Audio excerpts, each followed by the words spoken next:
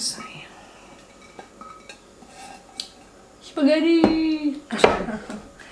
So Corey and I this morning have been putting up food. We've been doing this and that and trying to, our whole kitchen is a disaster area from all the stuff we've been doing, but we are accomplishing a lot. So we were making some canned sweet apples and drying apples, and we had all these peels left. So we've never tried to make vinegar, but we're going to try. So this is an experiment for us. You probably know more about making vinegar, so if you do, please give us any tips or suggestions that you have.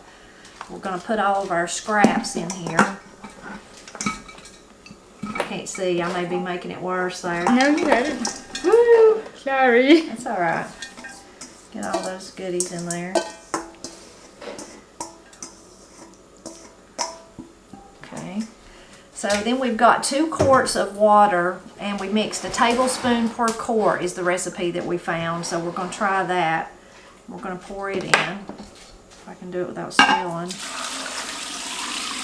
So we're going to need more water. We already see that. Okay. More water, more sugar. Yeah. So the recipe we found said the apples need to be really submerged, so that's why we're going to need to, here, put it in here for you. We need to add some more sugar, or some more water and sugar. 2, I need 2, sorry. Oh, 2. I'm sorry, I didn't tell you. We got 2, y'all. 2 more quarts. A tablespoon of sugar per quart is the recipe that we seen. Okay. Alright. We'll stir that up and we'll add it.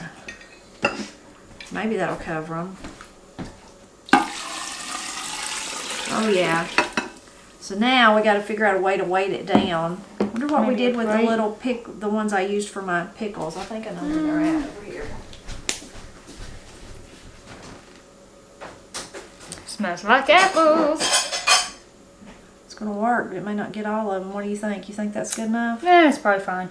Those are just little scraps on the top, and the lady in the video said you just don't want too much of that, or it could mold, or they'll just kind of get brown. And you could get a little bit of them out, I guess. Yeah, but if that's only a little bit floating on the top and most of them are submerged, it's probably fine. Okay. Well, okay, this is our experiment. Just have We're to going to try try it and see. And we could put another one, but I don't know. What do you think? That's a ladybug that you just pushed in. Is it a ladybug? Oh, That's no. a ladybug. We need to get her out. Come here. She must have been hiding in one of the crevices of the apple or something. Sorry, friend.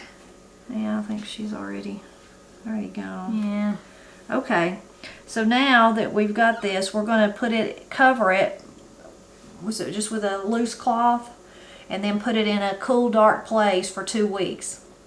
And then I guess in 2 weeks we'll let you know what it looks like. Yeah. And again, though, if you probably got more experience with making vinegar, please leave a comment and let us know about it. One of the things, though, I was concerned about in the recipe that Corey found, she said that you could use this vinegar for anything you would normally use vinegar for except canning. Well, that's where I use the majority of vinegar. I mean, I might make a few recipes that have vinegar in them, like sauces, or I can't really think of anything. Sometimes Deviled eggs, gluten-free stuff, potato salad, baked stuff, yeah. But mostly it would be canning. So of course my first thought is, and she explained why. She said that you can't tell what percentage of vinegar it is, and it needs to be 5% for canning. But then my first thought is, well, then how did all the old, in the old days, how did they make vinegar and then use it for pickles? So if you have experience using it to can with, please leave a comment about that too. But either way, we're going to make it and see how it goes. So another thing Corey and I have been doing is we've become slightly obsessed with kefir water. Now, kefir is like a fermented drink, and we've had it before years ago, a dairy kefir made from dairy. And I didn't really care for it, and I don't know if Corey did either. That's all right. Yeah, but either way, we don't have access to fresh dairy, either goat or cow or anything, so it wasn't something that we could really start making at home. But several weeks ago, we went and ate friends. We ate our friends! We went and ate supper with one of our dear friends, and she had kefir water, is what she served with the wonderful tasty meal that she had. And we were just amazed. I think we drank everything she had. And it was in like a thing even bigger than that, and we drank it all. Jar. So she had made it out of like blueberries and mint and coconut water, I think. I mean, so there's two, I'm getting ahead of myself. That was her finished product. It was so good. And we've not reached her level of goodness We're not that good yet. We've been trying several different things and learning as we go and researching and finding out more information, and of course asking her for her advice and all that. But the first little kefir seeds that we had, or granules, whatever they are, I don't think they were as potent. And so those, and also, so you do the first ferment, you're fermenting your kefir things in water and sugar. Well, the little kefirs eat the sugar, so you know it's a really healthy drink because then they take away the sugar part of it. And then the next step is then you use that water to ferment a second time with flavors if you want to, or you could drink it just like it is. But we were interested in those tasty flavors.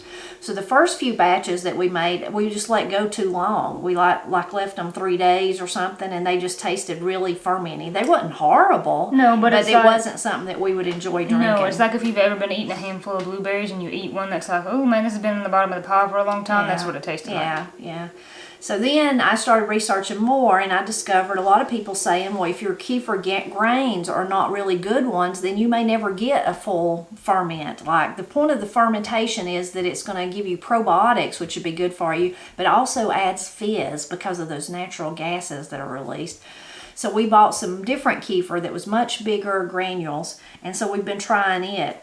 So we've been doing it for about a week now, maybe. And we have made one batch that we're really pleased with. I still don't think we've reached our friend's level of goodness, but we made a ginger one that Corey's just crazy about. It's so good. Yeah, and then I did try the blueberry and the mint, not the coconut water, and I think we got closer. It's still good. I've been drinking it. I think it's good. So we would love for you to share any information you have about kefir water, or if you've never heard of it, like we had. We'd heard of kefir, the dairy part, but never the water. You can do some research and go down all the rabbit holes that we've been going down.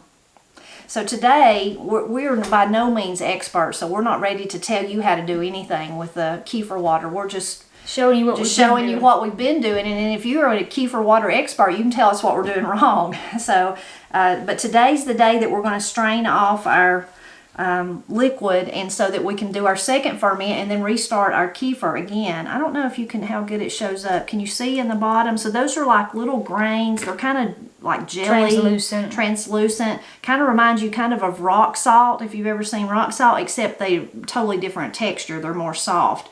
And so what I've got them in right now is water, sugar, and like 2 tablespoons of sorghum syrup, molasses. And that's what they've been eating and feeding. And then when we open them up, let's see, and it's strange, we've started both of them at the same. One of them has way more bubbles, so we'll show you this one. But you see in the top of the jar, all that little white line there is bubbles. And they're just going to the top. You can hear it constantly. It's fizzy. This one doesn't have as many, but it does have some, and it is fizzy. It's just slower somehow. I wonder if we could like put a little bit of these in here. We might do that. But now we're going to strain it and then see what kind of concoction we make up today. Now. See something in the strainer. I was telling Mom I just can't get over how pretty that is sitting in that jar. I love the old jars, and it's just so cool. And if you watched our video about Josh, this is one of Josh's jars from his sale that we had. So there you can begin to see the jelly looking stuff. They're so funny looking. I like them. And they will grow, apparently, the more you do this. And then there's all kinds of details about, well, what if you don't want to do it every 2 or 3 days? You can let them rest. You'll have to, but like I said, we're not experts, so we can't tell you how to do any of that. Cool. But I want to put some of those in there, so I think I'm going to get some out in a little bowl. What do you think, like that much? Yeah. Maybe like that. Okay, and then maybe we'll swap that much out for those. I don't know. Okay. So now, we'll put these back in there, you think? Yeah. Okay. We still don't have our method of doing any of this down. No, we're just kind of fumbling every time we do. Yeah. I'm sure eventually you'd get it where it was just like, you know, like making tea or coffee, how you have your own way that you like to do it. But we ain't got there yet. We have really enjoyed it though. It's like playing, almost like when you're little, mixing up stuff together, but then actually, the last time at least, ending up with something that's really a joy to drink and that's healthy for you. Yeah, it's super healthy. And it tastes so good. It's way better than ginger ale. We've been drinking a lot of ginger ale and I'm like, oh, I gotta get off drinking this. Yeah. It's like a healthy version. So now I can't really remember how I made the ginger ale. Oh no, you didn't write it down? No, I didn't write it down. I think I just chopped up ginger and put in there, and then I don't remember if I put any sugar or not.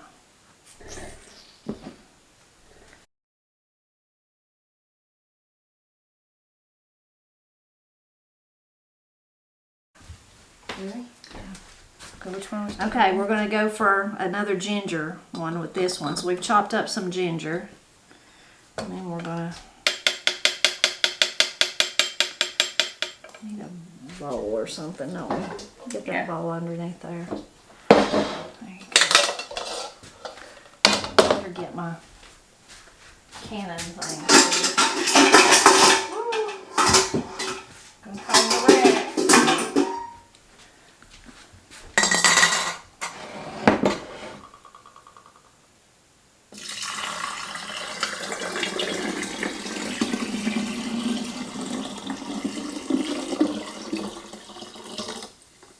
Okay, now we're going to put it back over on the counter and let it go for about a day. And when you know it's ready, is what I'm gathering, again, we're not experts, is when it begins to bubble up around the edges. And then, depending on how fermented you like yours, which we've discovered we don't, like the last that was so good, we just 24 hours was it. Actually less than 24 hours because we checked it that morning, it tasted good, but then I just couldn't pour it up until later in the day.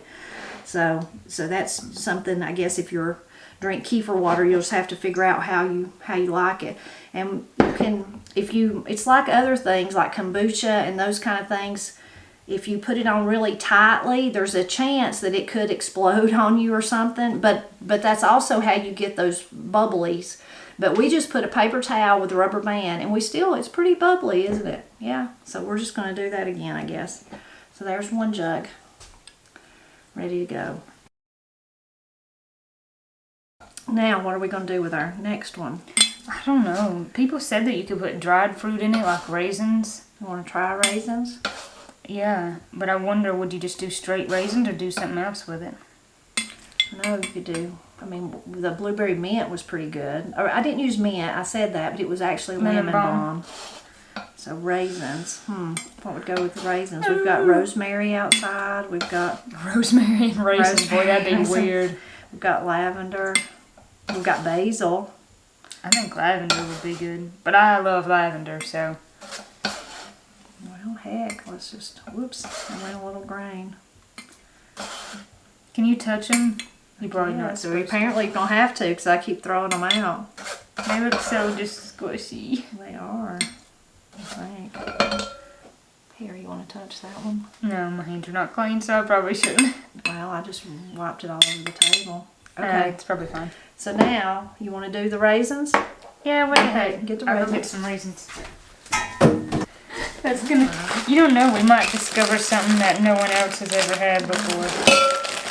So what we should do, though, for real, is figure out how many we're putting in. You want to do like a fourth of a Fourth of a cup is what I was thinking. Yeah. Be measured about it, so then that way, if it does turn out really good, which we'll have it on video, so we can go back and watch it. Because I can't write it down. And if it does turn out good, we'll know. Oh, okay. There's the stuff and the amount that we put in it.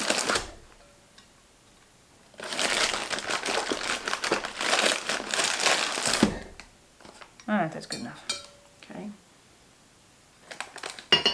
Alright, there's our raisins. Okay.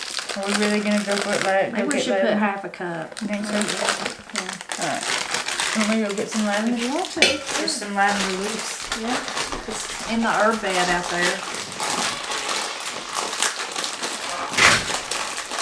So I've got like 3 sprigs of it. Is that too much, you think? Yeah, it might be. What do you think? Just one Just good one, maybe? Maybe.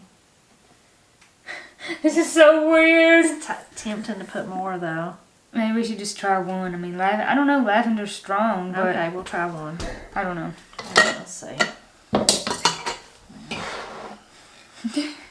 This is plumb weird. Oh my goodness, I'm making a mess. You never know though, this might just turn out delicious. Might. This might be like the first time anyone's ever made this kind. Probably. No one would think, hey, let's put some raisins and lavender in that. Yeah. No one would think of that except us. So now it's time for us to feed our kefir. The kind that I bought was Florida Sun Kefir. That was the little granules that I bought. Comes with lots of information. Even has these little bags that you can put your fruit in for that second ferment, but we've just been putting the fruit just right in the stuff. We've not used them. But this has great information and directions, and I think there's even a website where you can go and ask questions and get more recipes and things like that. But now we're going to feed them again, so we're going to put, actually since I've been using them, I know we're going to fill them up with water. It's going to be that much water, but we're going to have a half a cup of sugar and 2 tablespoons of sorghum in each. And start them again. Let's start these babies all over again. You're probably going to have to get you some...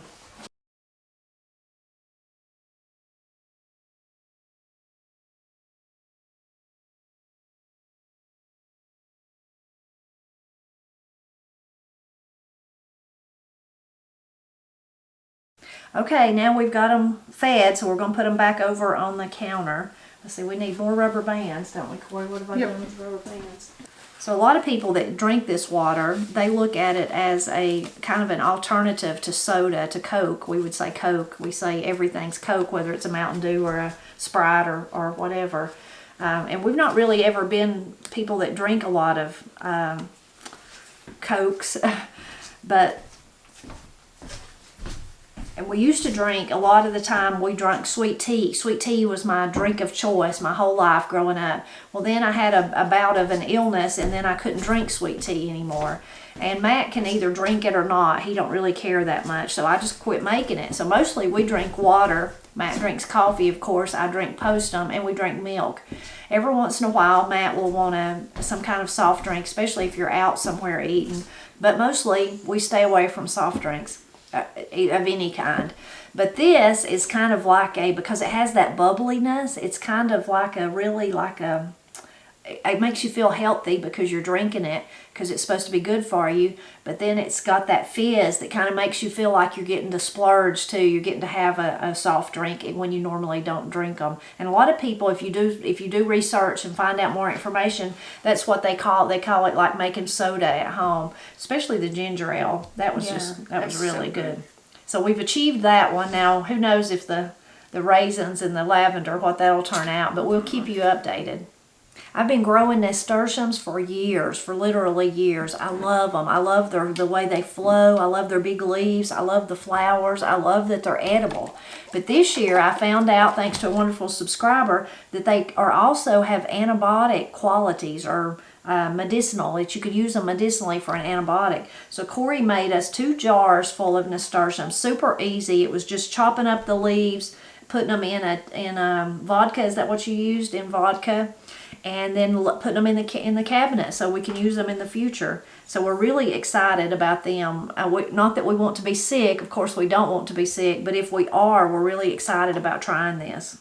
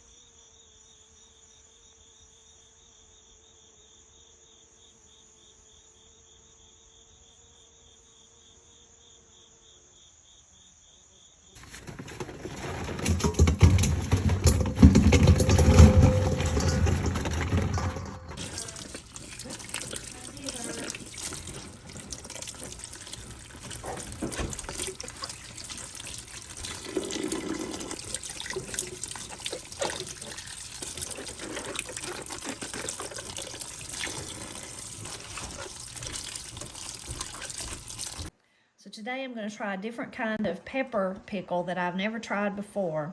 And I found it on Lady Lee's Home. That's a website, Lady Lee's Home. I will link to that. I'll put that in the description below.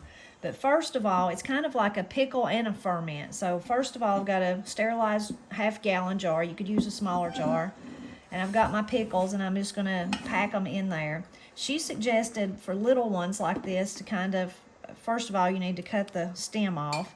And then to make a little slit in the bottom so that the vinegar could actually get up inside it. So I'm not being very scientific about it, but just, and these are, what I'm using is not hot peppers, but you certainly could use hot peppers. These are shishitos, and I believe this one is a habanada, but it's not a hot one.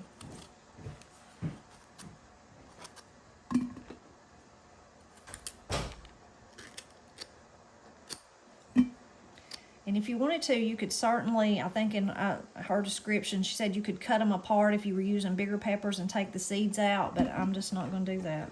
So I'm just going to leave the seeds in.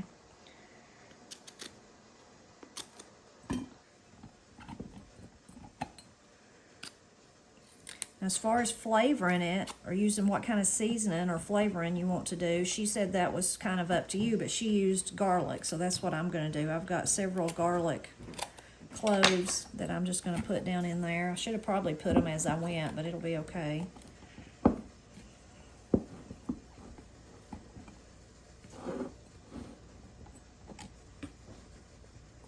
We love garlic, so I may be going overkill, but now I'm going to add a cup of apple cider vinegar.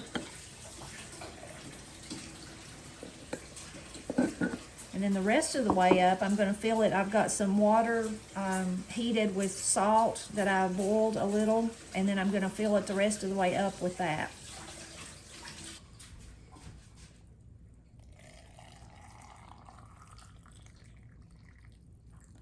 So her other tip was to use a